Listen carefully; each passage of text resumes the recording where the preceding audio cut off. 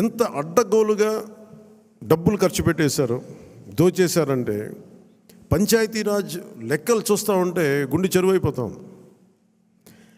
200 కోట్లు కనీసం పే చేయలేని పరిస్థితుల్లో ఒక 40 కోట్లు పే చేస్తే చాలా పెద్ద ప్రాజెక్టులు అయిపోతాయి.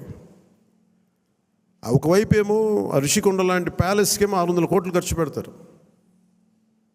అది వాళ్ళ కోసం కట్టుకున్నారా, గెస్ట్ హౌస్లకి, అది వాళ్ళ కథ. అది కానీ ఎప్పుడు ఏది ఖర్చు పెట్టాలి, ఎంత ఖర్చు పెట్టాలి అనే విఘ్నత లేదో వీళ్ళందరికీ అనిపించింది. మన క్యాంప్ ఆఫీస్కి తీసుకెళ్ళి మీరు బడ్జెట్ ఇచ్చి మీరు ఎంతైనా ఖర్చు పెట్టుకోండి, మీ క్యాంప్ ఆఫీస్ రెడీ చేసుకోండి అంటే నేను రూపాయి ఖర్చు పెట్టడం నాకు ఇష్టం లేదు అదనంగా ప్రభుత్వ ఖజానాకి.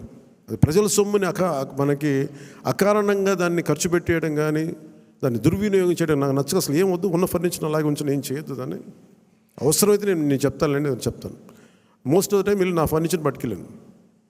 ఉన్న ఫర్నిచర్ సరిపోతే పర్లేదు.